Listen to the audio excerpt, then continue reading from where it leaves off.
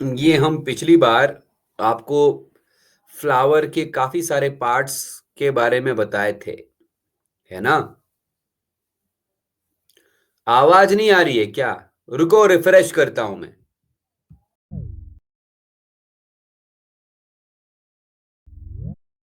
हाँ, अभी आ रही है ना? सौरभ,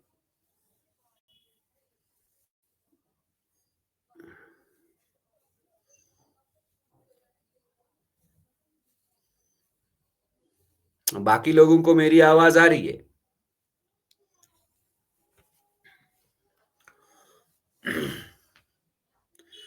चलो फिर, बढ़िया है।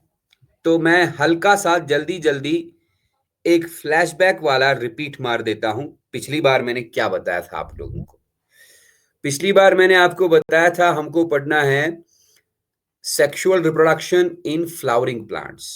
फ्लावरिंग प्लांट्स को बेटा हम एंजियोस्पर्म्स बोलते हैं। Good evening everybody. Flowering plants को हम एंजियोस्पर्म्स बोलते हैं। और मैंने आपको फ्लावरिंग प्लांट्स का, एंजियोस्पर्म्स का फ्लावर का स्ट्रक्चर दिखाया था। मैंने आपको बताया था फ्लावर में कौन से पार्ट्स होते हैं, है ना? मैंने आपको बताया था फ्लावर में रिसेप्टैकल होता है।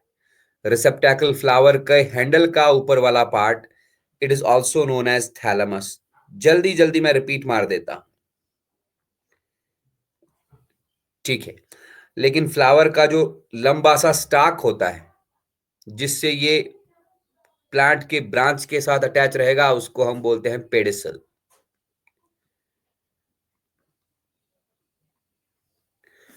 इस थैलेमस के ऊपर या रिसेप्टैकल के ऊपर ग्रीन कलर के लीव्स अराइज होते हैं, जिनको बेटा जी हम सेपल्स बोलते हैं। लेकिन एक लीफ को सेपल बोलेंगे। ये एक नहीं होता ना, बहुत सारे होते हैं। Yes, bunch of sepals, whorl of sepals is known as calyx. फिर कलर्ड वाले जो पत्ते होते हैं उनको हम पेटल्स बोलते हैं। पेटल्स भी एक नहीं होता, बहुत सारे होते हैं। A bunch of petals is known as corolla. Corolla, right. और सेपल्स और पेटल्स, कैलेक्स और कोरोला के बाद मैंने आपको बताया था कार्पल। ये रहा carpel. Carpel is the female reproductive part of the flower. Carpel के बेटा तीन पार्ट्स होते हैं, आप देखिए, स्टिग्मा, स्टाइल एंड ओवरी। ये तीनों पार्ट्स कार्पल के हैं, है ना जी? तो carpel has three parts. What three parts? Stigma, style and ovary. Ovary के अंदर होता है ओव्यूल। ओव्यूल एक भी हो सकता है, बहुत सारे भी हो सकते हैं, depending upon the type of the plant. इस स्टिग्मा, स्टाइल और ओवरी वाले स्ट्रक्चर को हम कलेक्टिवली क्या बोलते हैं? It is collectively known as carpel. इसको हम पिस्टल भी बोलते हैं, and it is also known as gynoecium. और क्या है ये पिस्टल, कार्पल या gynoecium? It is the female. देखो, फीमेल में इस साइन से रिप्रेजेंट करूंगा, ये मतलब female. Female reproductive part of the flower. Flower का फीमेल रिप्रोडक्टिव पार्ट है ये, राइट। देन मैंने आपको बताया था इसमें ये काफी सारे एंथर और फाइलामेंट, एंथर और फाइलामेंट मिला के एक मेल सेक्स ऑर्गन बनाते हैं, जिसका नाम है स्टैमेन। स्टैमेन्स एक नहीं, बहुत सारे होते हैं। A bunch of stamens is known as androecium. Androecium, right. तो एंड्रोशियम क्या है भाई? Androecium is male. मेल को हम ऐसे रिप्रेजेंट करते हैं, male reproductive part of the flower. Male reproductive part of the flower, ठीक है। अब देखो, अब मैं क्या बोलने वाला हूं। फ्लावर्स, वैसे ये भी मैं बोल ही दिया हूं, फ्लावर्स बेटा दो तरह के हो सकते हैं। Flowers can be of two types. One is complete flower and another one is incomplete flower.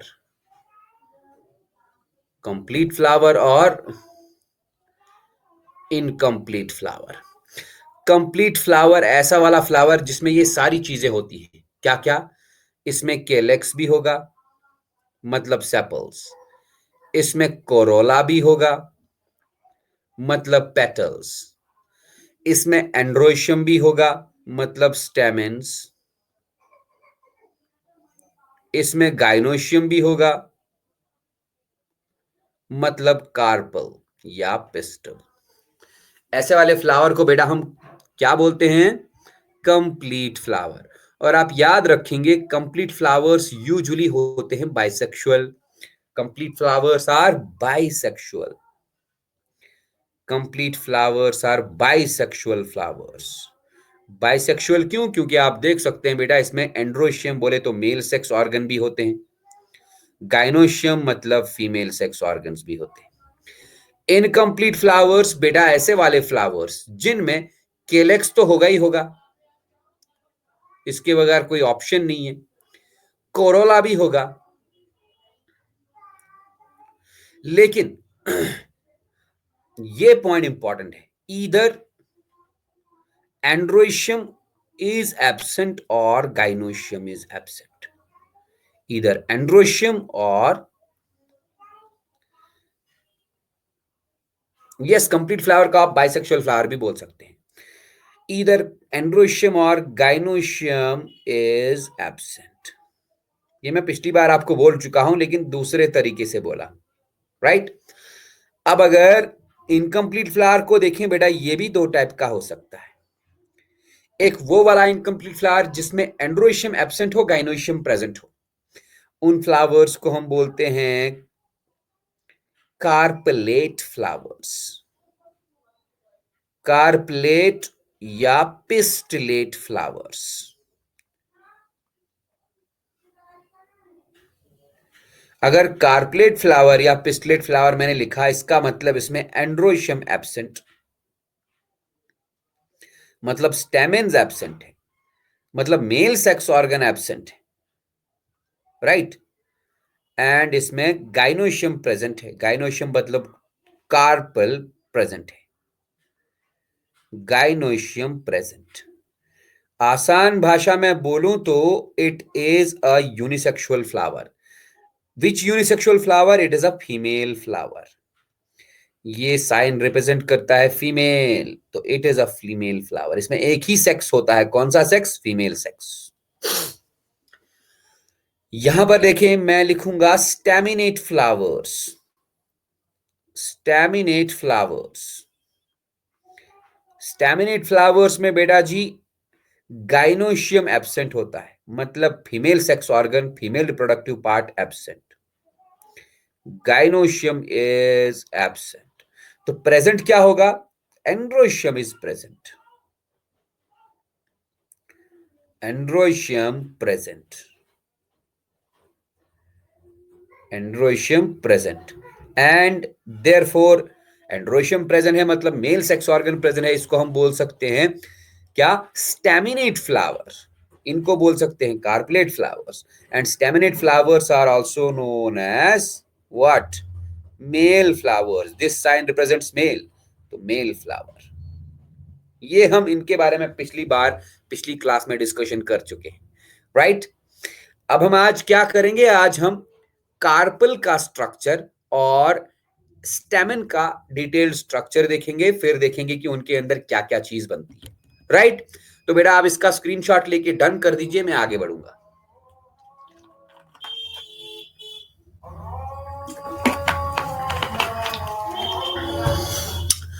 हाँ जी, स्क्रीनशॉट लेके डन कर दीजिए बेटा.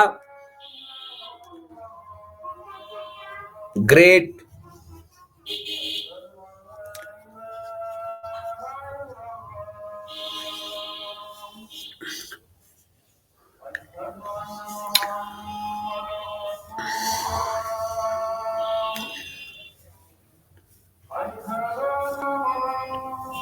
हाँ जी, स्क्रीनशॉट हो गया सबका.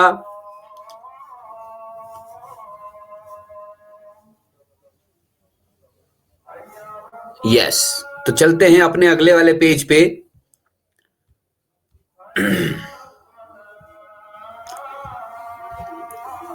इस स्टेमेन का स्ट्रक्चर हम पहले देखेंगे, ठीक है ना। एक स्टेमेन भैया कैसा होता है और उसके अंदर क्या चीज होती है।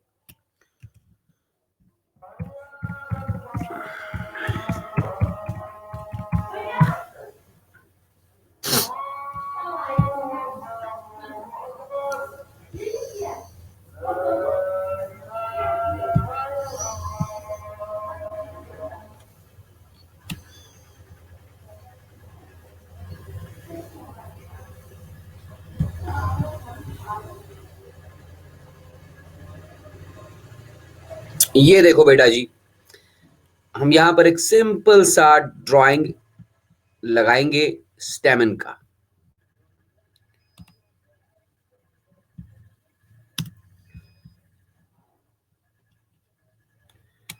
ये दिखाई दे रहा होगा, ये डायग्राम आपको दिखाई दे रहा है या धुंधला धुंधला सा है, या नया वाला डायग्राम ढूंढ के लाऊं, बता मुझे। Is it okay? New? New, चलो ठीक है, न्यू ही लाता हूं। कोई बात नहीं, कोई बात नहीं, वेट, न्यू भी मिलेगा।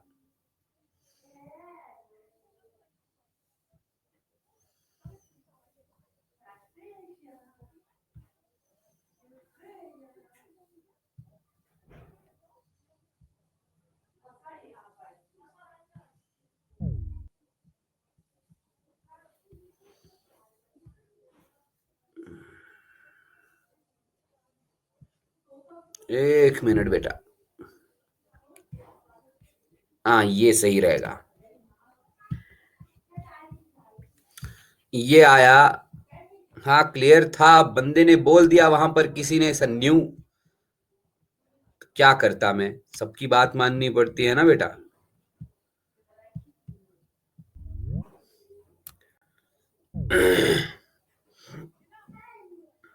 कोई बात नहीं, जो चीज अपने हाथ में है उसको हम चेंज कर सकते हैं, कर सकते हैं ना। अब बताओ, ये वाला दिखाई दे रहा है? Is it clear? हाँ, आई होप ये दिखाई दे रहा होगा, अच्छे से क्लियर होगा ये, है ना। तो एक स्टेमन का हमने यहां पर स्ट्रक्चर दिखाया है। आप देखिए बेटा, स्टेमन का ये रहा लंबा सा फाइलामेंट और ये रहा एंथर। ध्यान से देखिएगा मैं क्या बोल रहा हूं। एंथर में दो एंथर लोब्स होते हैं। How many? ये और ये। What are these? These are anther lobes. एक एंथर में दो एंथर लोब्स होते हैं। कितने? दो anther lobes, two anther lobes. और हर एंथर लोब में आप देख सकते हैं कटा हुआ ना। आवाज नहीं आ रही, रुको रिफ्रेश मारता हूं फिर से। अरे बाप,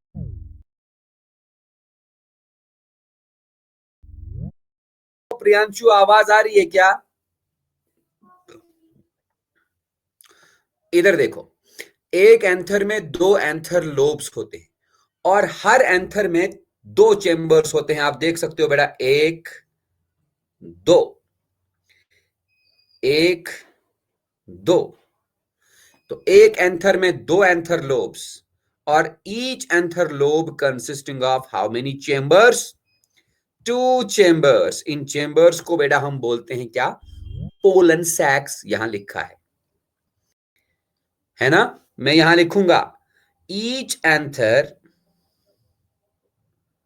each anther has two anther lobes.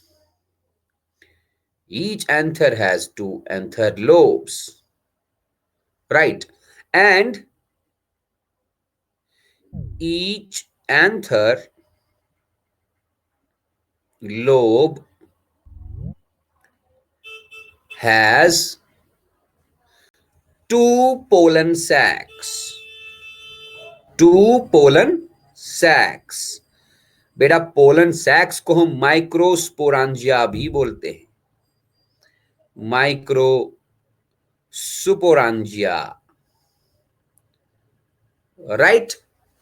तो एक एंथर में दो एंथर लोब्स होते हैं और एक एंथर लोब में दो पोलन सैक्स होते हैं। तो आप समझ ही सकते हो टोटल एक एंथर में, टोटल एक स्टैमेन में कितने पोलन सैक्स होंगे। देयरफॉर टोटल 4 पोलन सैक्स होंगे, 4 पोलन सैक्स। ठीक है ना जी। इन पोलन सैक्स के अंदर बनेंगे पोलन ग्रेन्स। मैं यहां लिखूंगा pollen grains, pollen grains. Pollen grains याद रखेंगे बेटा आप, they are also known as microspores, microspores. कहां बनते हैं ये? They are formed inside pollen sacs. Pollen sacs के अंदर बहुत सारे पोलन ग्रेन्स बनते हैं। यहां तक क्लियर है ना? यहां तक कोई डाउट है? हर एक एंथर में दो एंथर लोब्स होते हैं एंड हर एंथर लोब में दो पोलन सैक्स होते हैं। इन पोलन सैक्स को हम माइक्रोस्पोरांजिया भी बोलते हैं। पोलन सैक्स के अंदर बनते हैं microspores which are also known as pollen grains. Is it clear? अब मैं आपको पोलन ग्रेन का डायग्राम दिखाऊंगा कि पोलन ग्रेन बेसिकली होता क्या है। What is this pollen grain? ध्यान से देखिएगा।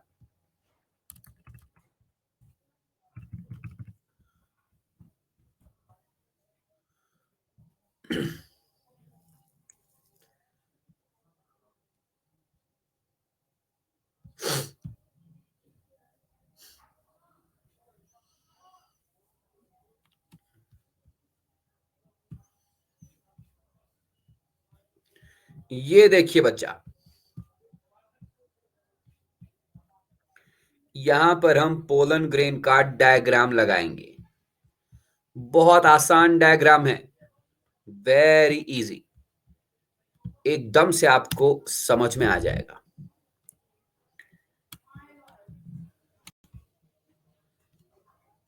आई होप डायग्राम क्लियर होगा। सही है ना डायग्राम?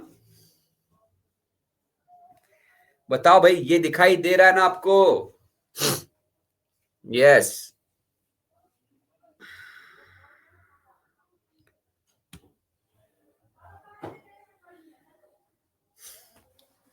बस फिर देखते रहो मैं क्या क्या बोलने वाला। ये पोलन ग्रेन एक छोटा सा माइक्रोस्कोपिक स्ट्रक्चर है, तभी ना इसको माइक्रोस्पोर बोलते हैं। इस पोलन ग्रेन का सबसे बाहर वाला कवर, एक्सटर्नल कवरिंग, जो डार्क ग्रीन कलर से दिखाया है, एक्सटर्नल कवरिंग को बेटा एक्साइन बोलते हैं। ये एक्साइन बहुत ही टफ होता है, एनवायरमेंट रेजिस्टेंट होता है, इसको एनवायरमेंटल फैक्टर्स से कोई नुकसान नहीं पहुंचता।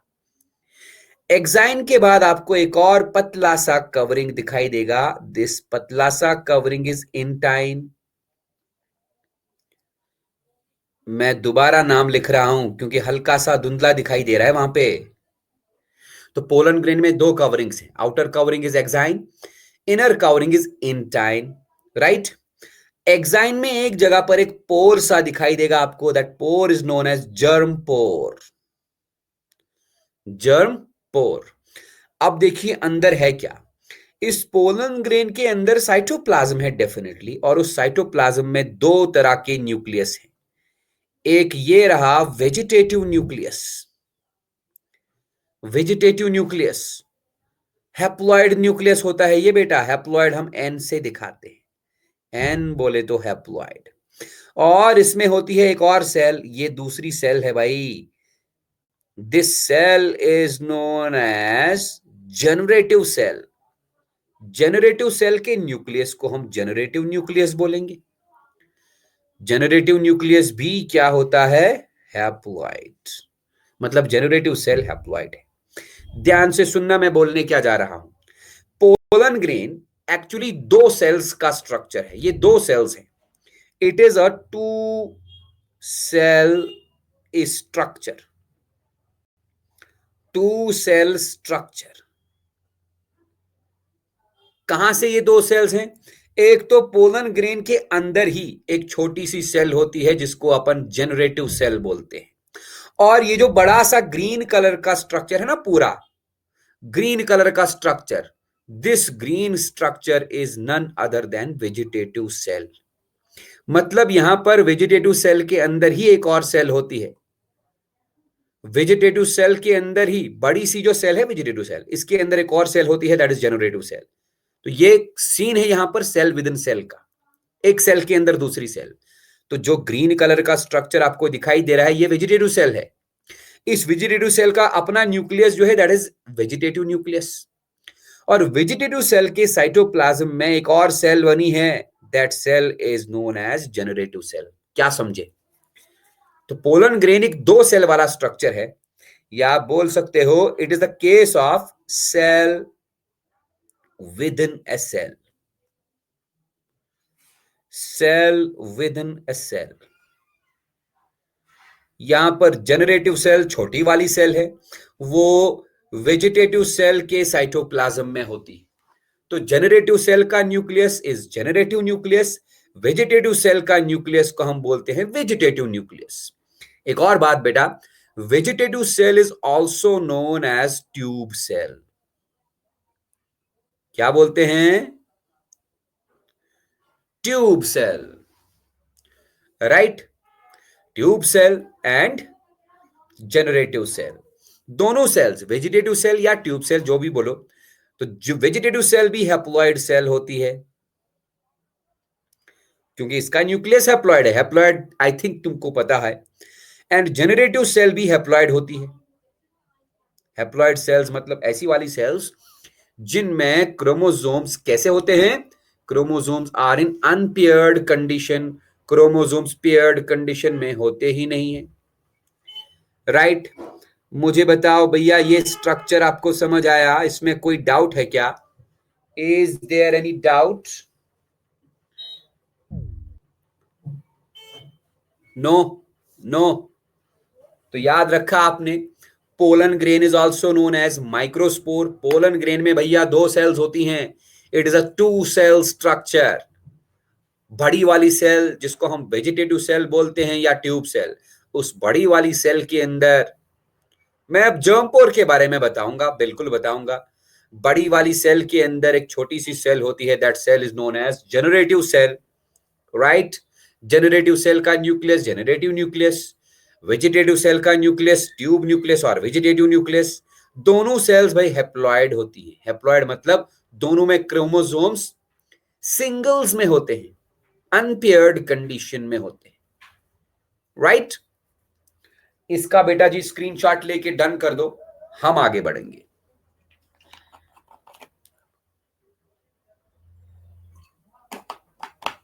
हाँ जी, स्क्रीनशॉट लेके डन लिख दो सारे लोग।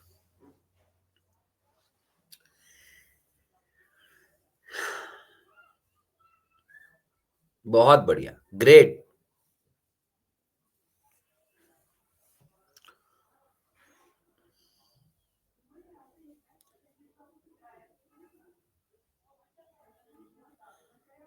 सारे लोग स्क्रीनशॉट ले लो जल्दी से।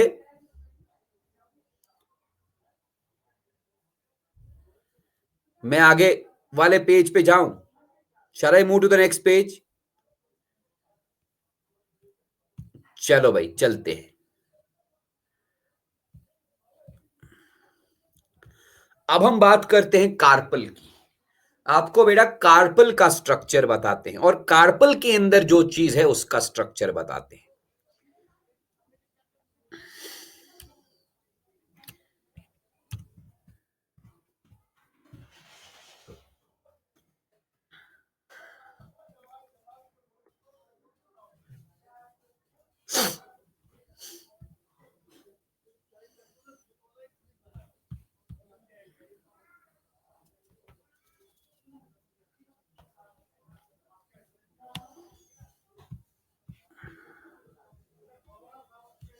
ये देखो जी, ये रहा कार्पल वाला डायग्राम।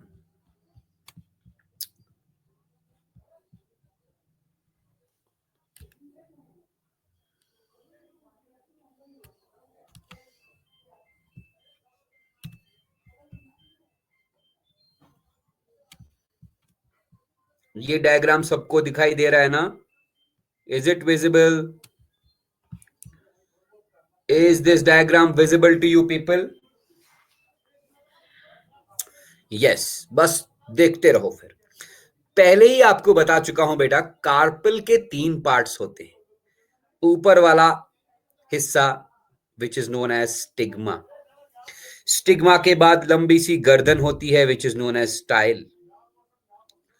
और स्टाइल के बाद एक स्वोलन पोर्शन होता है which is known as ovary. Right? अब ओवरी के अंदर क्या चीज होती है मैंने आपको पहले ही बताया।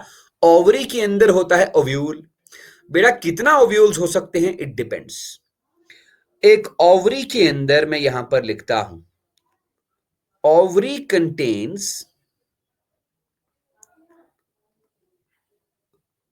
one or many ovules. Ovary contains one or many ovules. For example, in the ovary of mango plant, in the ovary of mango tree, only one ovule is found. Only one ovule is found.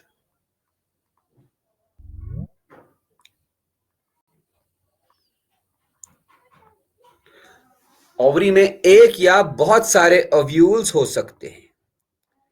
Example में मैंने लिखा कि अगर mango वाला tree देखें, mango वाले tree के ovary में केवल एक ही ओव्यूल होगा, only one. And in the ovary of orange, संतरा वाला ट्री जो है उसकी ओवरी में many ovules are found.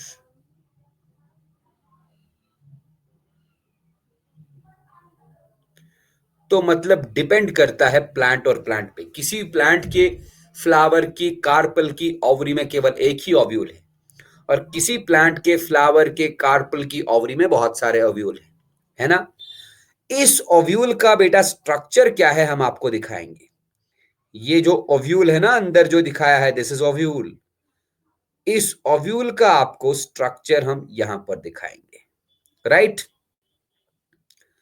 Let us study about the structure of the ovule.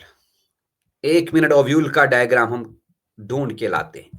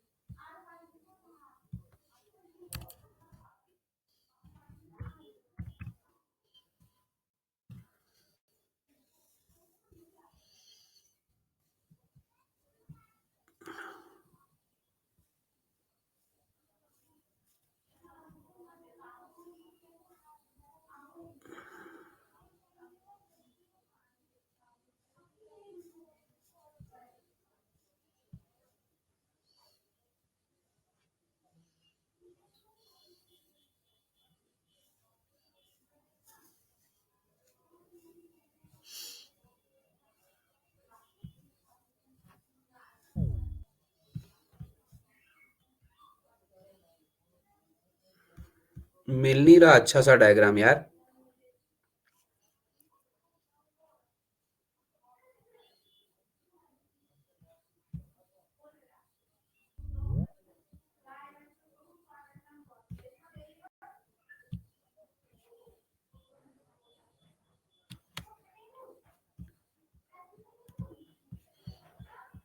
ये देखियो भाई,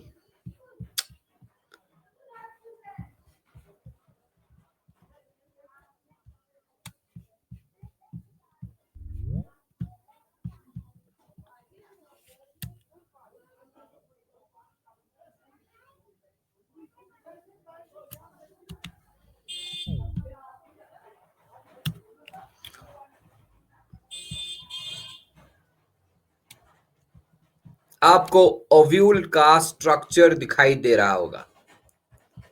देखिए भाई, मैं इसके पार्ट्स समझा देता हूं जो हमको चाहिए। ओव्यूल के एक तरफ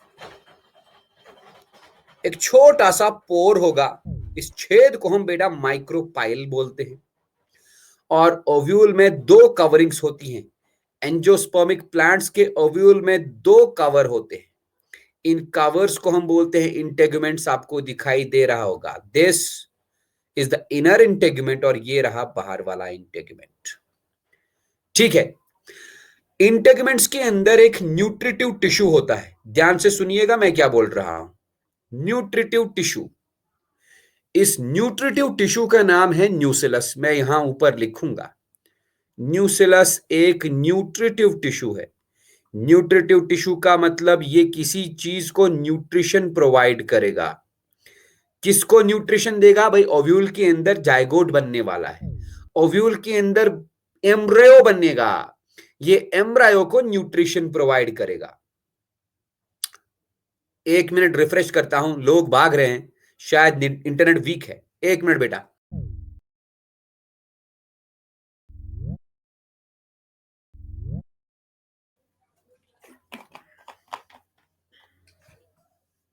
अरे भाई, तुम लोग का इंटरनेट कनेक्शन वीक है क्या?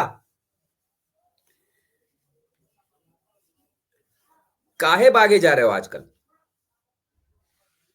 सबका इंटरनेट कनेक्शन सही चल रहा है ना? कोई शशांक चला गया, हाँ, अभय, राजश्री, हर्षित, रेयान भी बीच बीच में भाग ही रहा है। बेटा क्या हुआ? आज तो अच्छी क्लास चल रही है।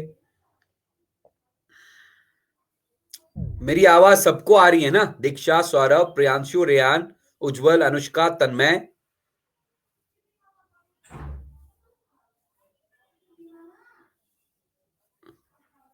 सौरभ को आ रही है, दीक्षा को आ रही है, अच्छा रेयान को भी आ रही है, अनुष्का को आ रही है, प्रियांशु को आ रही है, तो बाकी लोग चले कहां गए? चलो कोई नहीं। तो मैंने कहा कवरिंग्स के अंदर, ओव्यूल के कवरिंग्स को बेटा हम इंटेगुमेंट्स बोलते हैं। इन इंटेगुमेंट्स के अंदर एक न्यूट्रिटिव टिश्यू होता है। न्यूट्रिटिव टिश्यू मतलब जो न्यूट्रिशन प्रोवाइड करे। न्यूट्रिटिव टिश्यू किसको न्यूट्रिशन प्रोवाइड करेगा? Nutritive tissue later later stage में जब इस ओव्यूल के अंदर एम्ब्रियो बनेगा, उसी एम्ब्रियो को न्यूट्रिशन प्रोवाइड करेगा। न्यूसिलस है नाम इसका। और न्यूसिलस के सेंटर में बेटा जी एक मेन चीज होती है जिसका नाम है embryo sac. Embryo sac nucellus के सेंटर में होता है। इसी एम्ब्रियो सैक के अंदर फर्टिलाइजेशन होगा। वन मोर थिंग, जो माइक्रोपाइल है, पोर है, इस पोर के ऑपोजिट वाले एंड को हम बेटा जी बोलते हैं कलाजा। ये हैं पार्ट्स किसके? ओव्यूल के। तो ओव्यूल के पार्ट्स देखो मैंने क्या क्या बनाए। क्या क्या? ओव्यूल का छोटा सा पोर जिसको हम माइक्रोपाइल बोलते हैं। माइक्रोपाइल के ऑपोजिट वाले हिस्से को हम बोलते हैं कलाजा। ओव्यूल में दो इंटेगुमेंट्स होते हैं। इंटेगुमेंट्स के अंदर एक न्यूट्रिटिव टिश्यू होता है जिसको न्यूसिलस बोला जाता है, और न्यूसिलस के अंदर होता है एम्ब्रियो सैक। इसका भी हम स्ट्रक्चर अभी बताने वाले हैं। This is the simple cross section of the ovule. Ovule का सिंपल स्ट्रक्चर। ये ओव्यूल कहां पर होगा? ये ओव्यूल बेटा जी ओवरी के अंदर होगा। ओवरी के अंदर कितना ओव्यूल होगा डिपेंड करता है प्लांट और प्लांट पे। किसी किसी प्लांट की ओवरी में एक ही ओव्यूल है, फॉर एग्जांपल मैंगो। किसी किसी प्लांट की ओवरी में बहुत सारे ओव्यूल्स हैं, for example orange, P plant, beans, pomegranate, इनमें बहुत सारे ओव्यूल्स हैं, है ना? ठीक है ना भाई? तो इस वाले पेज को आप अगेन स्क्रीनशॉट लेके डन कर दो। हम आपको एम्ब्रियो सैक का स्ट्रक्चर बताएंगे जल्दी।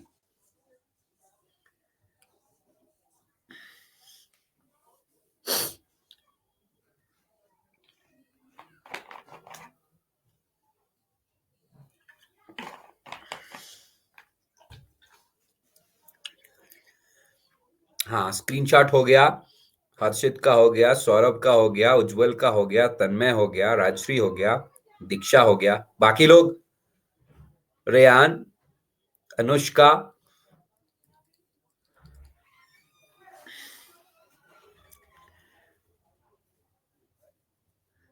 तन्मय आपका हो गया। तो चलूं मैं आगे। ओके,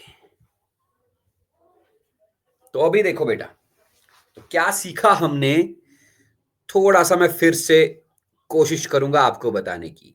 मैंने आपको बताया कि अगर ये, ध्यान से देखिएगा मैं क्या बोल रहा हूं, हाथ से डायग्राम बना रहा हूं। अगर ये कार्पल था, ये कार्पल का स्टिग्मा, उसके बाद स्टाइल, और ये रहा कार्पल का ओवरी। मैंने कहा ओवरी में ओव्यूल होता है। चलिए मान लीजिए इस कार्पल की ओवरी में एक ही ओव्यूल है। Let that ovule is like this. मान लेते हैं ये ओव्यूल कुछ इस तरह का था। मैंने आपको बताया बेटा ओव्यूल में दो इंटेगुमेंट्स होते हैं। चलो मान लेते हैं ये रहा एक इंटेगुमेंट और ये रहा दूसरा।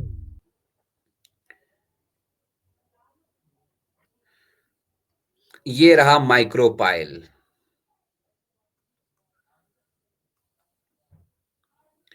माइक्रोपाइल एक पोर है, छोटा सा पोर। माइक्रोपाइल के ऑपोजिट वाले हिस्से को हमने क्या बोला, कलाजा। ये रहे दो इंटेगुमेंट्स।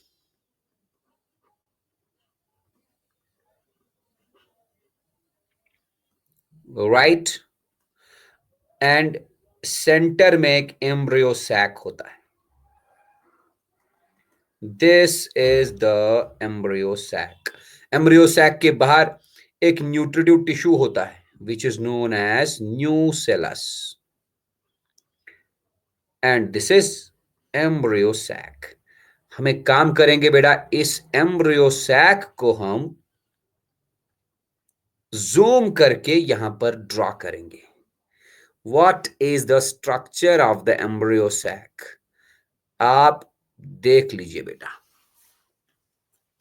ध्यान से देखिएगा। अगर मैंने ये एम्ब्रियो सैक ड्रॉ किया,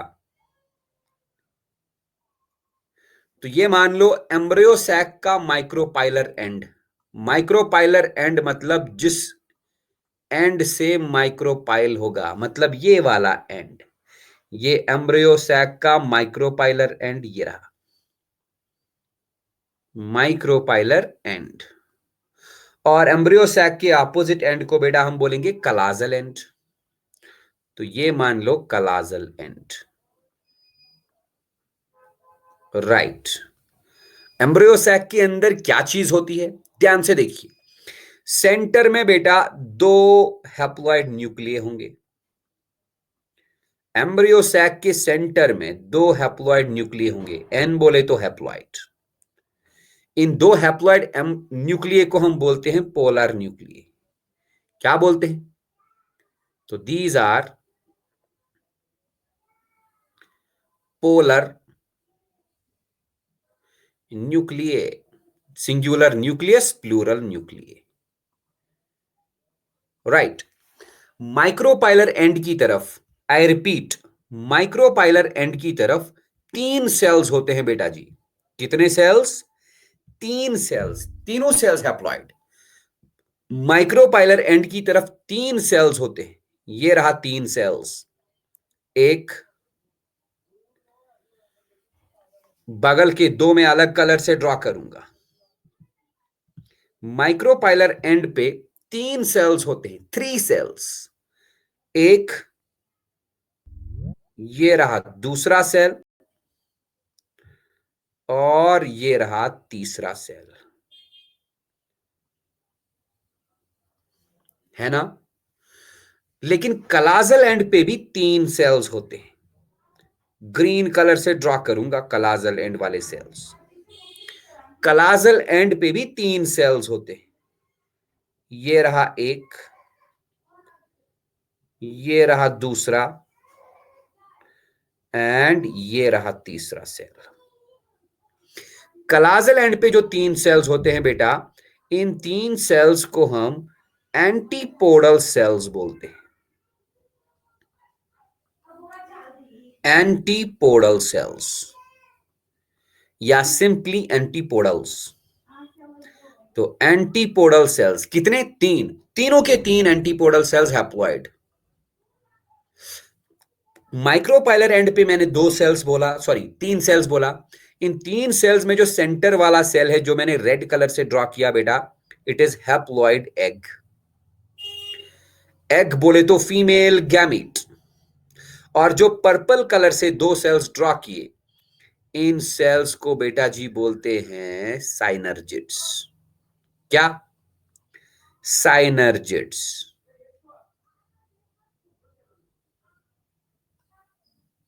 साइनर्जिड्स ये भी हैप्लॉइड दोनों।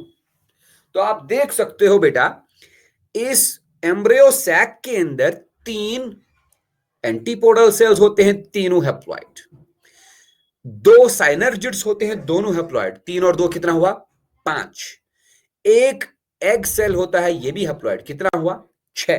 तो 6 सेल्स हो गए। लेकिन एम्ब्रियो सैक ये खुद का अकेला सेल भी तो है। Embryo sac is also a cell. तो 7 सेल्स हुए, 7 सेल्स। ठीक है ना? 7 सेल्स हैं।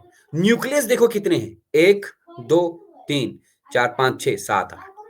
तो एम्ब्रियो सैक वाला जो पूरा स्ट्रक्चर है, अब देखो बेटा जी, एम्ब्रियो सैक वाले स्ट्रक्चर में 8 न्यूक्लिय होते हैं और 8 के 8 न्यूक्लिय हैप्लॉइड। एंड सेल्स कितने होते हैं? माइक्रोपाइलर एंड पे 3 सेल्स, एंटीपोडल सेल्स पे 3 एंड 3 और 3 कितना हुआ? 6। और एक बड़ा सा एम्ब्रियो सैक खुद भी तो सेल है। तो it is 8 cell, 8 nuclei and 7 cells. मुझे बताओ ये समझ आया? बताओ, इसमें अगर डाउट है तो बताओ।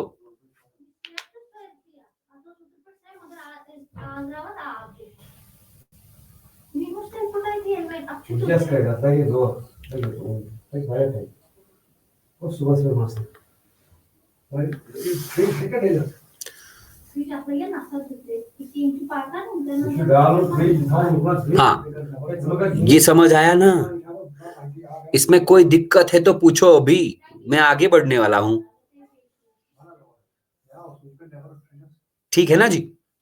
तो एक काम करो, इसका स्क्रीनशॉट लेके जल्दी से डन कर दो।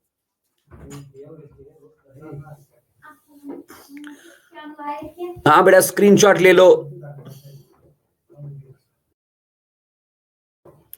2 मिनट आप वेट करना। हाँ, 2 मिनट बेटा वेट करो आप।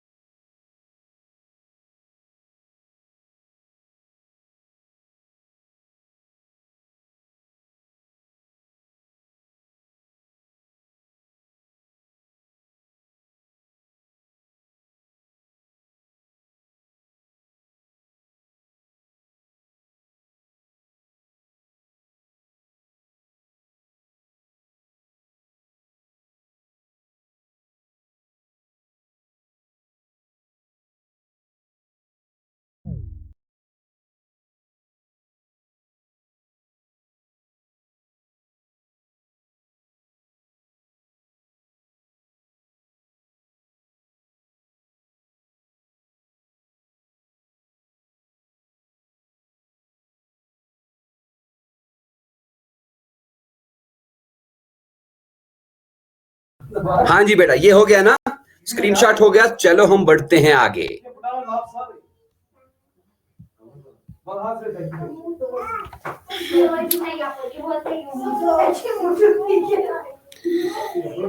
अब देखो भाई,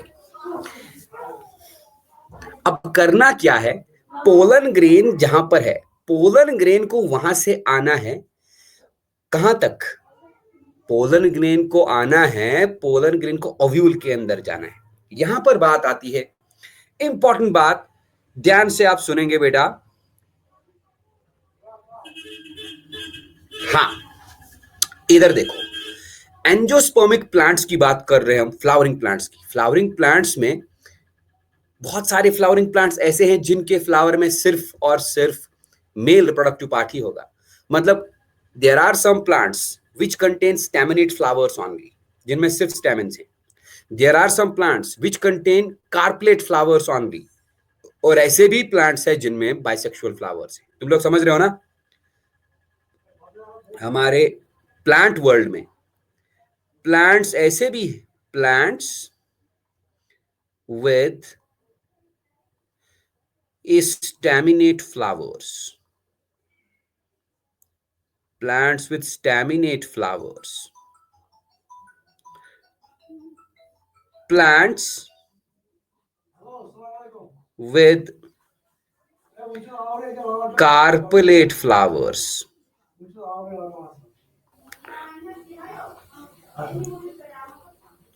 and plants with bisexual flowers। है कि नहीं?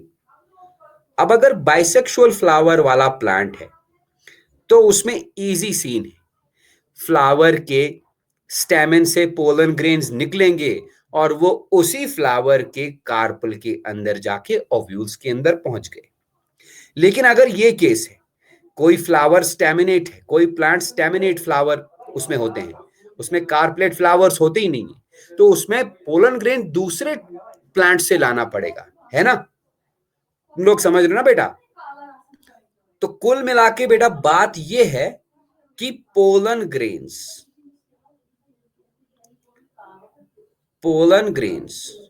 have to travel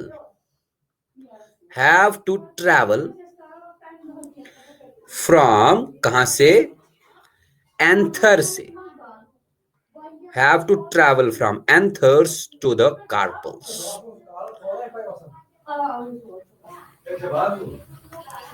pollen grains have to travel from anthers to carpels, ये सीन है। समझ रहे हो बात? इस प्रोसेस को, क्या पोलन ग्रेन ट्रैवल जब करेगा ना एंथर से कार्पल की तरफ, बेटा इस प्रोसेस को अपन बोलते हैं क्या? पॉलिनेशन। तो आगे की कहानी क्या होगी, ओव्यूल के अंदर क्या होगा, ये हम तब पढ़ पाएंगे जब हमको पॉलिनेशन के बारे में पता हो। ना व्हाट इज पॉलिनेशन मैंने आपको बताया। पॉलिनेशन मतलब transfer of pollen grains, travelling of pollen grains from anthers to carpels. Pollen grain का एंथर से निकल के कार्पल तक पहुंचने के प्रोसेस को हम पॉलिनेशन बोलते हैं, राइट? बेटा पॉलिनेशन के दो टाइप्स है, self pollination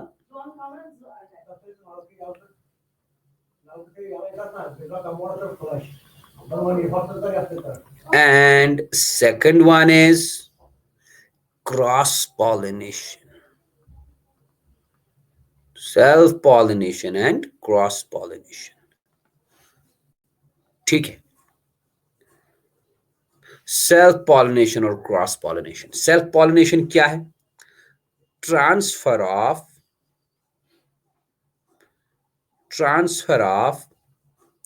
pollen grain from anther of a flower to the carpel of the same flower, या तो सेम फ्लावर के कार्पल पे, और different flower of the same plant, different flower of same plant। एक plant पे अगर bisexual flowers हैं तो उस बाइसेक्सुअल फ्लावर के एंथर से पोलन ग्रेन निकला और वो उसी फ्लावर के कार्पल के स्टिग्मा के ऊपर गया, तो ये हुआ सेल्फ पॉलिनेशन। या अगर इस प्लांट पे स्टैमिनेट फ्लावर्स भी हैं, कार्पलेट फ्लावर्स भी हैं, तो स्टैमिनेट फ्लावर से पोलन ग्रेन निकलेगा वो पोलन ग्रेन कार्पलेट फ्लावर के कार्पल पे जाके गिरेगा। ये भी सेल्फ पॉलिनेशन, राइट। और क्रॉस पॉलिनेशन में बेटा दो डिफरेंट प्लांट्स यूज होते हैं। क्रॉस पॉलिनेशन में क्या होता है, पोलन ग्रेन्स ट्रांसफर होते हैं, ट्रांसफर ऑफ पोलन ग्रेन्स कहां से, from anther of a flower. किसी प्लांट के फ्लावर के एंथर से पोलन ग्रेन उठा, वो ट्रांसफर हो गया to the carpel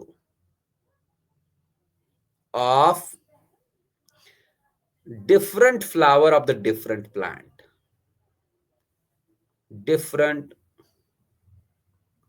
flower of the different plant।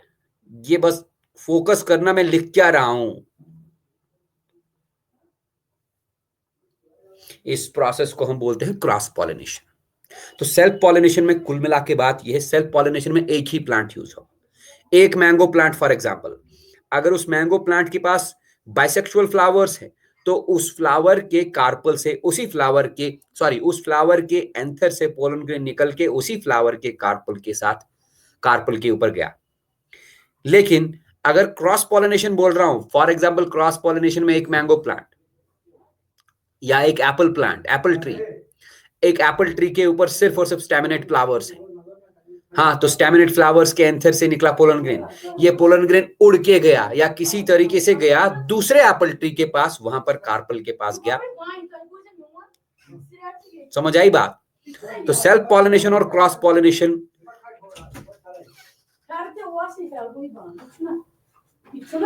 Results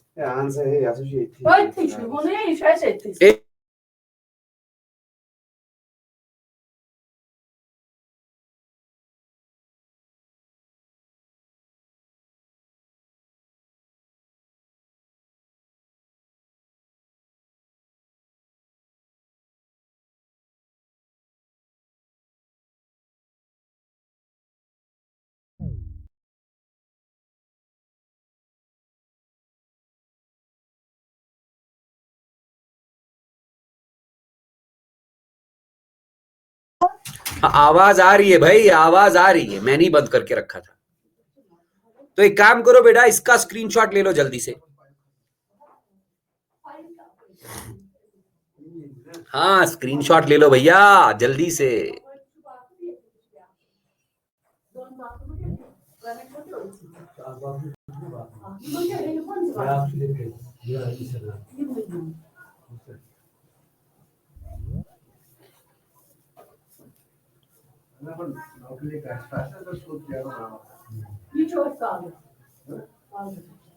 हाँ, स्क्रीनशॉट हो गया सबका।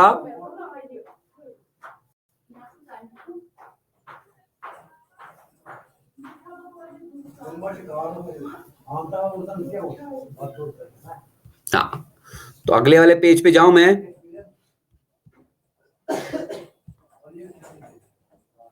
चलो भाई, एक मिनट, मैं थोड़ा सा डायग्राम ढूंढ रहा हूं।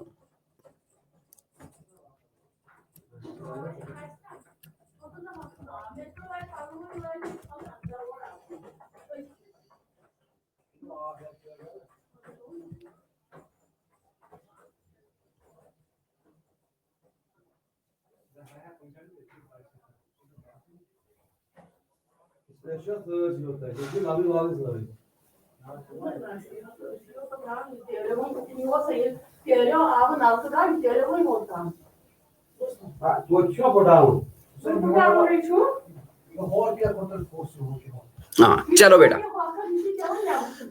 तो पॉलिनेशन मोस्टली कौन सा पॉलिनेशन, क्रॉस पॉलिनेशन। ध्यान से सुनना मैं क्या बोल रहा हूं, क्रॉस पॉलिनेशन।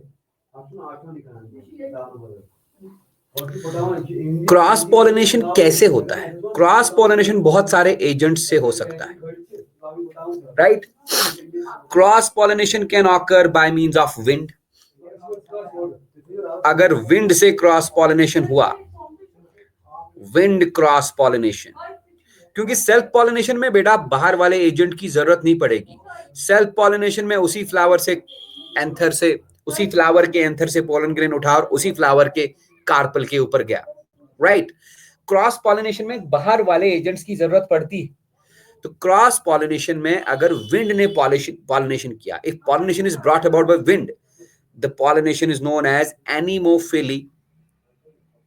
हवा ने पोलन ग्रेन्स को उठाया, हवा में पोलन ग्रेन्स घूमते घूमते आए और फ्लावर के कार्पल के ऊपर आके गिरे, स्टिग्मा के ऊपर।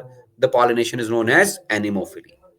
देन अगर क्रॉस पॉलिनेशन बेटा इंसेक्ट से हुआ, insect pollination, if pollination is brought about by insects, the pollination is known as entomophily.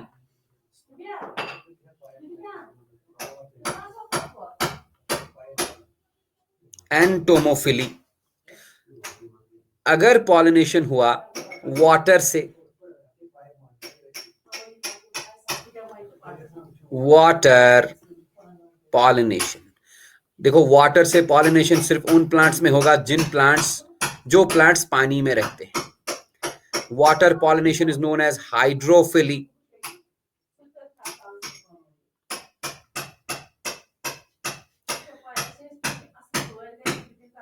Wind pollination, insect pollination, water pollination. Wind pollination is known as anemophily, insect pollination is known as entomophily, water pollination is known as hydrophily, and rare cases में बेटा pollination bird से भी होती है। bird pollination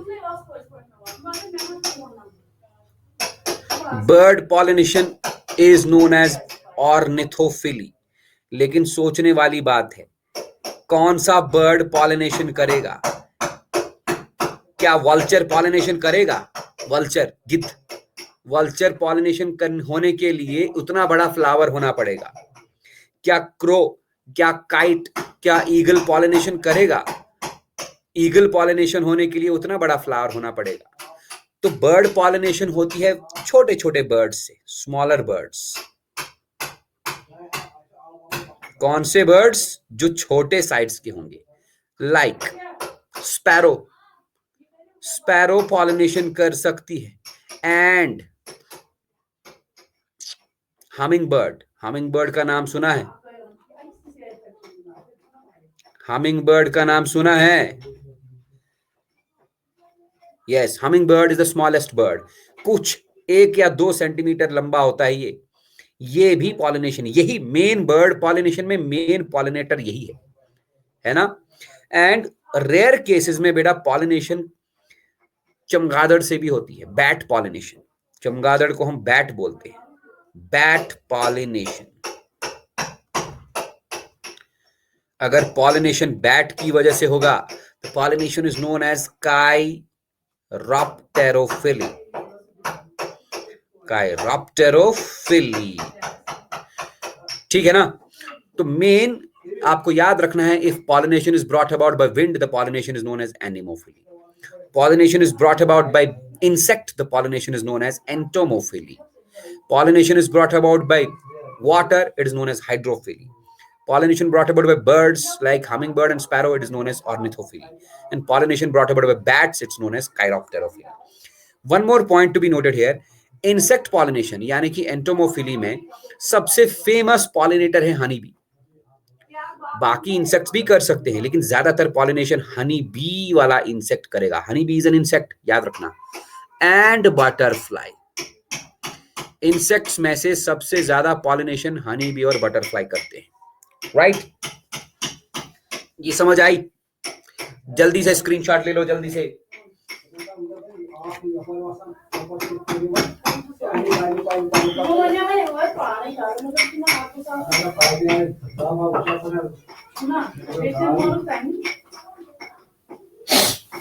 हाँ, screenshot ले लो जल्दी इसका।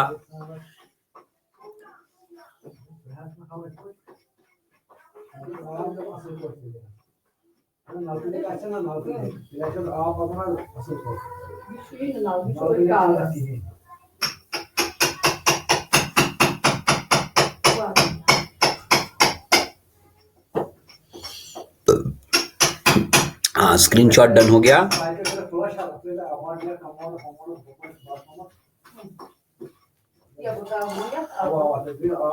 मैं आगे वाले पेज पे जाऊं?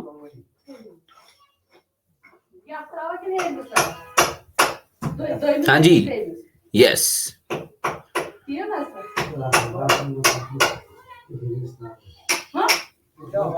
अब देखो, तो पॉलिनेशन हो गया बेटा किसी तरह से, चाहे इंसेक्ट से पॉलिनेशन हो गया, चाहे विंड से पॉलिनेशन हो गया, चाहे सेल्फ पॉलिनेशन हो गया, किसी तरह से पोलन ग्रेन कार्पल के स्टिग्मा के ऊपर आ गया, राइट? उसके बाद क्या होगा आप देखिए।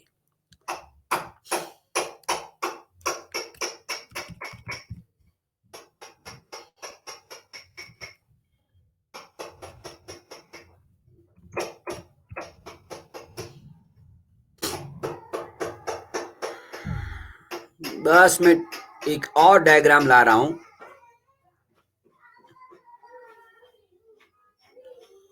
आप उस डायग्राम को देखिए।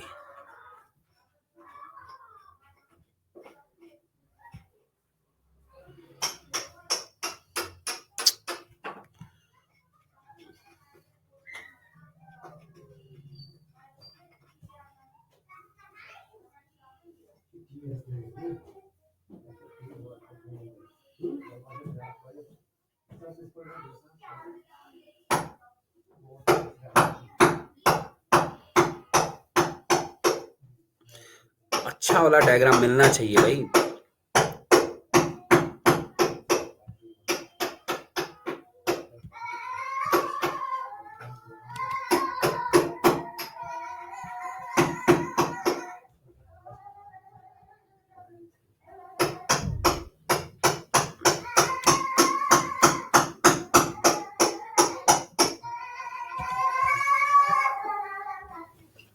ये देखो,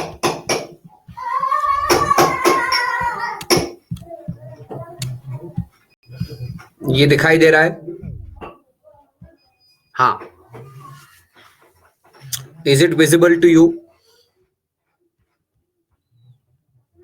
बस देखते रहो। ये देखो भाई, पोलन ग्रेन चाहे विंड की वजह से या इंसेक्ट की वजह से स्टिग्मा के ऊपर आ गया, कार्पल के स्टिग्मा के ऊपर आ चुका है पोलन ग्रेन। ये रहा, जैसे ही ये कार्पल के स्टिग्मा के ऊपर आया, इस पोलन ग्रेन से लंबा सा ट्यूब निकलेगा। अब बोलेंगे सर आप ये ट्यूब कहां से निकला? याद है ना, मैंने पोलन ग्रेन के स्ट्रक्चर में आपको जर्म पोर बताया था। अगर याद होगा, मैं पिछले पेज पे जाने के लिए रेडी हूं। अगर हम पोलन ग्रेन का स्ट्रक्चर देखें बेटा, पोलन ग्रेन के स्ट्रक्चर में मैंने आपको जर्म पोर बताया था। एक मिनट, मैं आपको दिखाता हूं। ये देखो जरा, पोलन ग्रेन के डायग्राम में मैंने आपको जर्म पोर बताया था ना, तो जर्म पोर से पोलन ट्यूब निकलेगा, यही हम बोलने वाले हैं, राइट? तो जैसे ये पोलन ग्रेन किसके ऊपर आया? कार्पल के स्टिग्मा के ऊपर आया, इसके जर्म पोर से लंबा सा ट्यूब निकलेगा और वही ट्यूब कार्पल के स्टाइल के थ्रू होते हुए कार्पल की ओवरी में चला जाएगा और कार्पल की ओवरी में वो ढूंढेगा ओव्यूल को। कार्पल की ओवरी में जाने के बाद वो ओव्यूल के अंदर घुस जाएगा। क्या समझे? तो pollen grain, as it is transferred to the stigma of the carpel, germinates and produces a long tube. This tube is known as pollen tube. जरा हम इस पोलन ट्यूब को जूम करके देखें। अगर हमारा ये पोलन ग्रेन है, मैंने कहा पोलन ग्रेन से लंबा सा ट्यूब निकलेगा, ये रहा पोलन ग्रेन का ट्यूब। पोलन ग्रेन के बाहर वाले कवरिंग को हम क्या बोलते हैं? एक्साइन। पोलन ग्रेन के अंदर वाले कवरिंग को हम क्या बोलते हैं? इंटाइन। तो मान लो ये रहा एक्साइन वाला कवरिंग,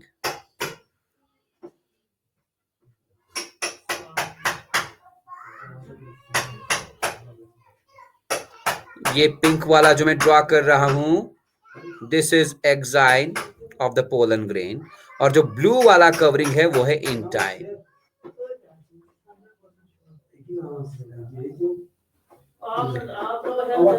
ये रहा इंटाइन।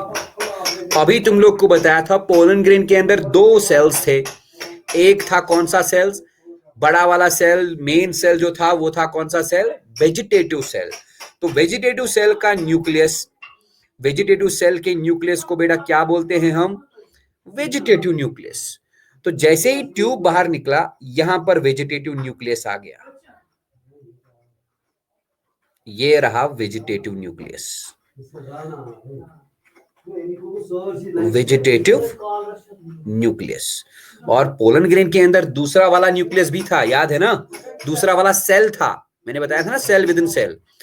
वो सेल भी यहां पर आ जाएगा। उस सेल का नाम क्या था बच्चा? उस सेल का नाम था जनरेटिव सेल। मैं रेड कलर से दिखाऊंगा। तो ये रहा जनरेटिव सेल, ये रहा जनरेटिव सेल, है ना? तो दिस इज जनरेटिव सेल। तो जर्म पोर से, पोलन ग्रेन के जर्म पोर से ट्यूब निकलेगा। उस ट्यूब के टिप पे आ जाएगा पहले क्या? Vegetative nucleus. पोलन ग्रेन का सारा साइटोप्लाज्म ही यहां पर आएगा, इस ट्यूब में आएगा। और उस साइटोप्लाज्म के साथ साथ पहले वेजिटेटिव न्यूक्लियस आया और पीछे पीछे आया जनरेटिव न्यूक्लियस। समझ लिए? अब ये पोलन ग्रेन का पोलन ट्यूब कार्पल के स्टाइल के थ्रू जा ही रहा है। It is travelling through, carpel के स्टाइल के थ्रू ये ट्रैवल कर ही रहा है। और ट्रैवल करते करते जैसे ये ओवरी के अंदर गया, इस जनरेटिव सेल का डिवीजन हो जाएगा, माइटोटिक डिवीजन। जनरेटिव सेल का भी डिवीजन हो जाएगा। मतलब कहने का यह है कि इस पोलन ट्यूब में कुछ इस तरह का सीन आपको देखने में मिलेगा। ये रहा पोलन ट्यूब।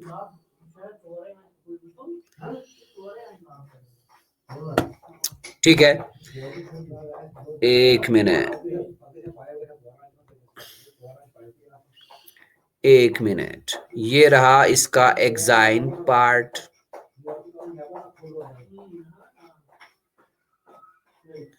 और ब्लू कलर का पार्ट जो है इंटाइन पार्ट है। ट्यूब न्यूक्लियस तो लास्ट में है ही है, वो हम ड्रॉ करेंगे। ये रहा tube nucleus, right, this is the tube nucleus. और पीछे जो जनरेटिव सेल था, अब इसका डिवीजन हो चुका है। The generative cell has been divided into two cells. Generative cell के दो सेल्स बन चुके हैं। ये रहा एक और ये रहा दो। जनरेटिव सेल अब रहा नहीं, वो डिवाइड होके दो सेल्स बना दिया। ये दो सेल्स क्या हैं? These are the male gametes. तो पोलन ट्यूब के अंदर अब कितने मेल गैमीट्स आ गए बेटा? दो मेल गैमीट्स, दोनों हैप्लॉइड। और ट्यूब न्यूक्लियस का, sorry, vegetative nucleus is also a haploid structure. बताओ, कहने का मतलब है ये कि ये पोलन ट्यूब ओवरी के ओव्यूल के अंदर जाते जाते इसमें भी कुछ चेंजेस हो गए। क्या चेंजेस हो गए बेटा? पोलन ट्यूब जब ओव्यूल के अंदर गया, ओवरी के अंदर गया, ओव्यूल के अंदर पहुंचते पहुंचते इसके जनरेटिव सेल से दो मेल गैमीट्स भी बनने लगे, राइट? तो मैं यहां लिखूंगा, as the pollen tube, as the pollen tube enters, as the pollen tube enters the ovary, किसके through? Through style,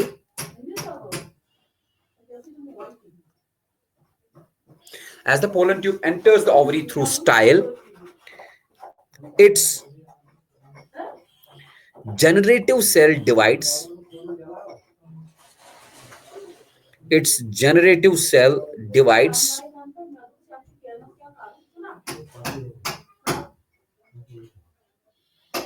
by mitosis.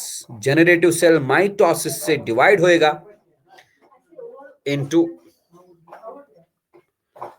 two haploid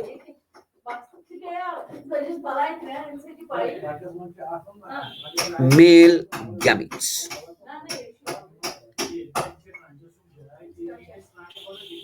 is it okay? अब अगर इसमें कोई डाउट है तो जल्दी बताओ, नहीं तो स्क्रीनशॉट लेके डन कर दो।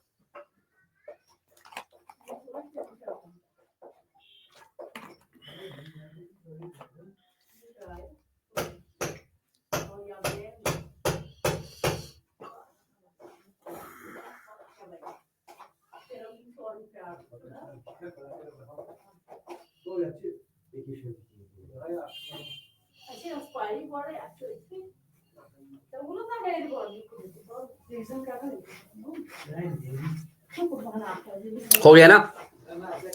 मैं अगले वाले पेज पे जाऊं? शैल आई गो बेटा?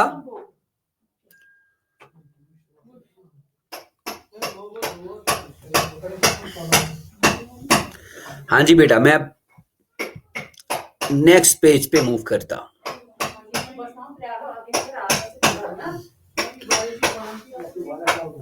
ये देखो भाई,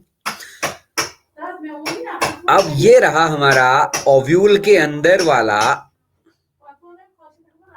एम्ब्रायो सैक। ओव्यूल के अंदर वाला एम्ब्रायो सैक में ड्रॉ कर रहा हूं ओनली, क्योंकि मैंने कहा पोलन ट्यूब ओव्यूल के अंदर जा चुका है। ध्यान से सुनिएगा, कहां से जाएगा? माइक्रोफाइल से, सीधी सी बात है। और इस एम्ब्रायो सैक के अंदर हमने क्या बोला? एम्ब्रायो सैक के अंदर काफी सारी सेल्स होती हैं, याद होगा तुम लोग को। एम्ब्रायो सैक के अंदर सबसे पहले हम माइक्रोपाइलर एंड पे बनाएंगे एक एग सेल, राइट?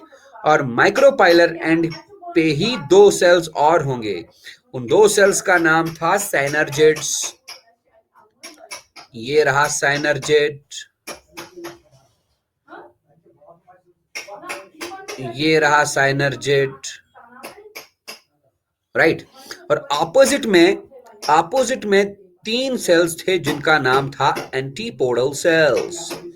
ये रहे एंटीपोडल सेल्स, ये रहे एंटीपोडल सेल्स। अभी मैं आपको दिखा चुका हूं ये। These are antipodal cells. ये रहा साइनर्जिड और साइनर्जिड।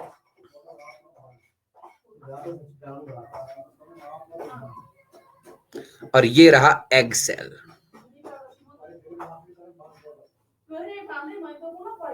राइट? अब क्या हुआ? पोलन ट्यूब बाहर से एंटर कर दिया अंदर। ये रहा पोलन ट्यूब, और ये पोलन ट्यूब भाई एंटर कर चुका है। ध्यान से सुनना मैं क्या बोल रहा हूं। पोलन ट्यूब के बेटा यहां पर एक ट्यूब न्यूक्लियस था, ये ट्यूब न्यूक्लियस डिजेनरेट हो चुका है, खत्म, इसका काम खत्म, अब इसका कोई काम नहीं। और पीछे पीछे दो क्या थे? दो मेल गैमीट्स थे। पोलन ट्यूब के पीछे पीछे दो मेल गैमीट्स भी थे। यहां पर एक मेल गैमीट, एक मिनट,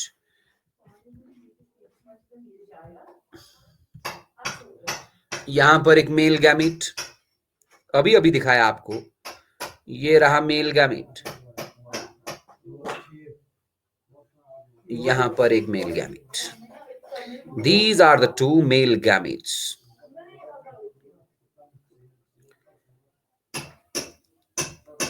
और ये क्या है? This is degenerating. Degenerate मतलब खत्म हो रहा है। ये degenerating tube nucleus. Tube nucleus को हम वेजिटेटिव न्यूक्लियस भी बोलते हैं। अब क्या होगा? ये पोलन ट्यूब ना अट्रैक्ट होगा किसकी तरफ? इस पूरे स्ट्रक्चर की तरफ। दो साइनर्जिड्स हैं और एक एग है। इस पूरे स्ट्रक्चर को बेटा एग एपैरेटस बोलते हैं। क्या एंड कैसे हो गया? ट्यूब न्यूक्लियस, ट्यूब न्यूक्लियस बेटा डिजेनरेट हो गया। इसका काम सिर्फ एक था। देखो मैं तुमको सिंपल एग्जांपल बताता हूं। मेरे पास एक गुब्बारा है, रबर का बैलून। अगर मैं रबर के बैलून में पानी नहीं डालूंगा, हवा नहीं भरूंगा, लेकिन उस रबर के बैलून में मैं एक लोहे का बॉल डालूंगा, रबर के बैलून का क्या होगा? रबर बैलून में मैं लोहे का, आयरन का छोटा सा गोला डालूंगा, बॉल डालूंगा, ये रबर बैलून एक्सटेंड हो जाएगा ना, खींच जाएगा नीचे। समझ रहे हो बात? हाँ, सेम कहानी पोलन ट्यूब के साथ है। पोलन ट्यूब जैसे ही जर्म पोर से बाहर निकला, उसके अंदर वेजिटेटिव न्यूक्लियस आ गया, ट्यूब न्यूक्लियस आ गया। ट्यूब न्यूक्लियस को एक्सटेंड कराता है नीचे की तरफ, इसका काम खत्म। अब ट्यूब न्यूक्लियस का कोई काम नहीं, ये डिजेनरेट हो जाएगा, खत्म हो जाएगा। अब बचे दो मेल गैमीट्स। ये पोलन ट्यूब बेटा अट्रैक्ट हो जाएगा इन साइनरजिड्स की वजह से एग की तरफ। मैं लिखूंगा यहां पर pollen tube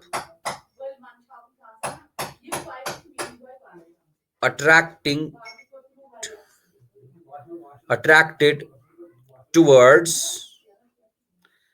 the egg by synergids.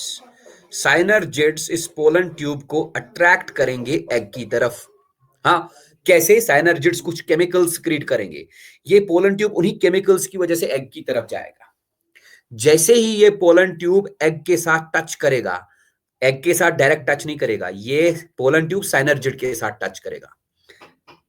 As the pollen tube touches the synergid, as the pollen tube touches the synergid, one of the synergids, एक synergid के साथ टच किया, it releases its male gametes. Pollen tube फटेगा और अपने male gamete release करेगा। It releases its male gametes. It releases its male gametes. दोनों male gamete ये रिलीज करेगा। पोलन ट्यूब फट गया, मेल गैमेट निकलेंगे। इन दो मेल गैमेट्स में से एक मेल गैमेट एग के साथ फ्यूज होगा और दूसरा मेल गैमेट सेंटर में जो पोलर न्यूक्लियर थे ना, उनके साथ फ्यूज होगा। क्या समझे? मैं लिखूंगा यहां पर one male gamete fuses with haploid egg. देखो, मेल गैमेट भी हैप्लॉइड, एग भी हैप्लॉइड, एन और एन फ्यूज होके 2n बनेगा टू फॉर्म डिप्लॉइड। डिप्लॉइड को हम 2n लिखते हैं, diploid zygote. another male gamete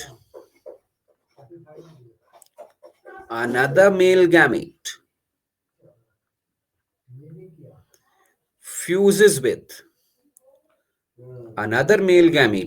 with two polar nuclei.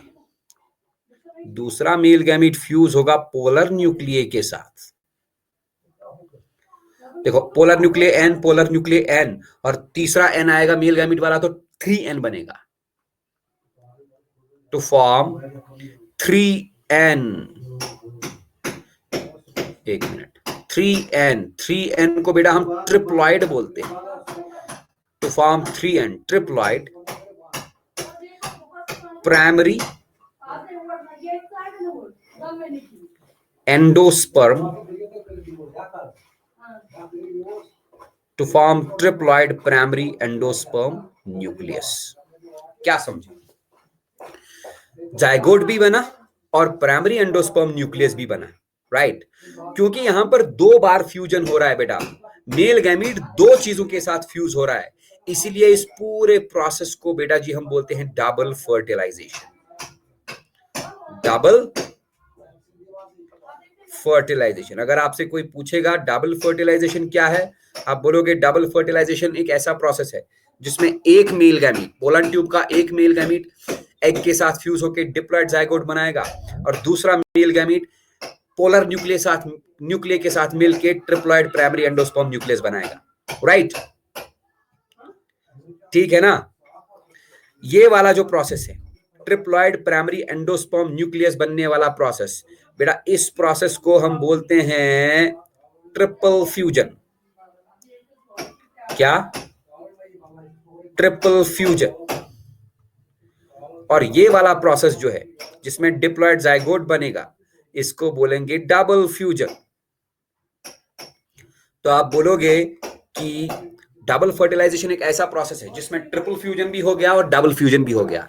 Double fusion से एक मेल गैमीट एग के साथ फ्यूज होकर जाइगोट बना दिया, ट्रिपल फ्यूजन से एक मेल गैमेट दो पोलर न्यूक्लियर के साथ एक ट्रिप्लॉइड प्राइमरी एंडोस्पर्म न्यूक्लियस बना दिया। और ये सारी कहानी हो रही है किसके अंदर? एम्ब्रियो सैक के अंदर। एम्ब्रियो सैक खुद किसके अंदर है? ओव्यूल के अंदर। और ओव्यूल किसके अंदर है? ओवरी के अंदर। तो मतलब एम्ब्रियो सैक के अंदर अब दो चीजें बनी, क्या क्या? Zygote plus plus primary endosperm nucleus, triploid primary endosperm nucleus. बताओ इसमें अगर डाउट है तो जल्दी से, नहीं तो स्क्रीनशॉट लेके डन कर दो।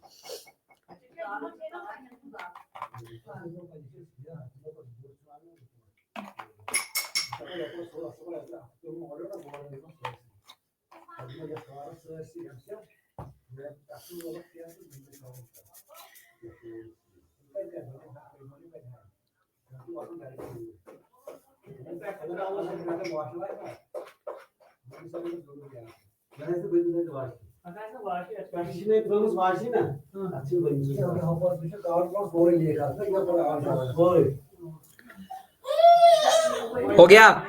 स्क्रीनशॉट हो गया? मैं आगे बढ़ूं? चलो भाई, बस हमारा मेन काम हो गया भाई, हमारा ये पूरा टॉपिक ही खत्म हो गया। लास्ट में मैं एक चीज बोलूंगा, ये देखो अब हमारे पास क्या था? ये था हमारे पास एक कार्पल,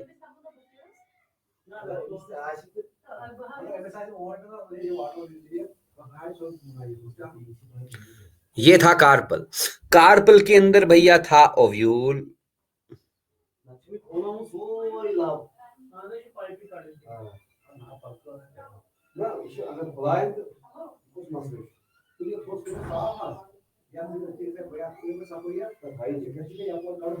ये था ओव्यूल। अब इस ओव्यूल के अंदर जो एम्ब्रियो सैक है, ध्यान से सुनियो, एम्ब्रियो सैक में यहां पर जाइगोट,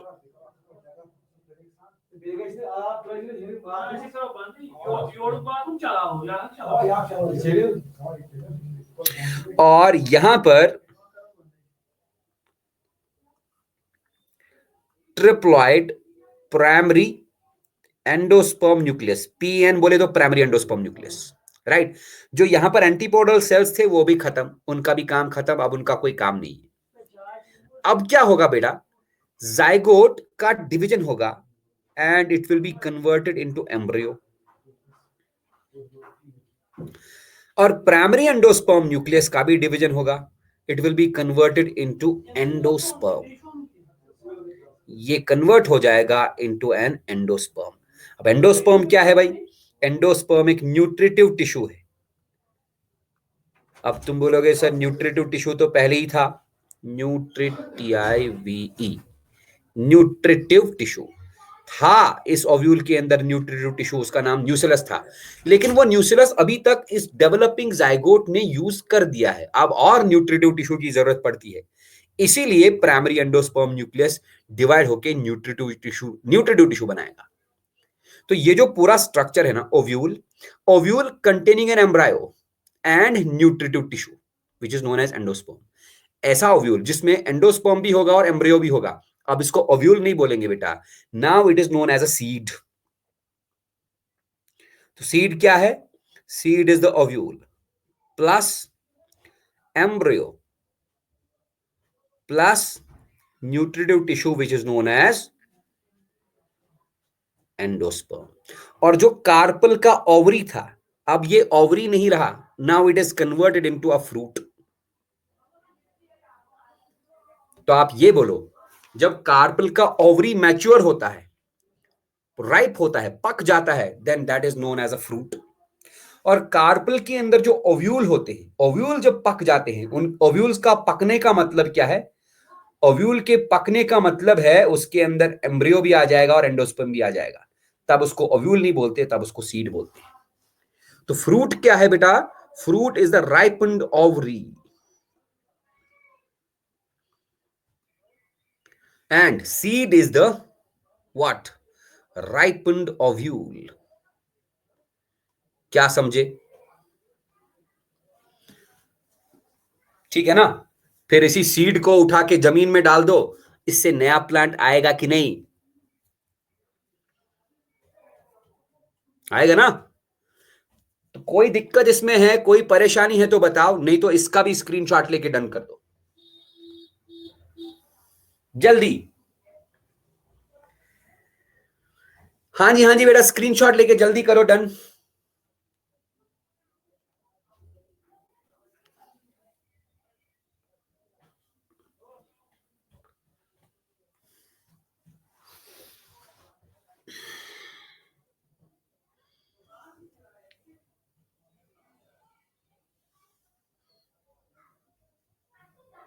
सब लोग ने ले लिया? तो आगे की कहानी क्या है? वैसे तो ये खत्म हो ही गया। हमारा sexual reproduction in flowering plants इतना ही है, डबल फर्टिलाइजेशन, जिसमें एक ट्रिपल फ्यूजन है, एक डबल फ्यूजन है। आगे हमको क्या पढ़ना होगा, we will study that in our next class. तब तक के लिए बेटा ओके, बाय बाय। ठीक है, ओके बेटा बाय। स्क्रीनशॉट लेके क्लास छोड़ना। ओके, खुदा हाफिज।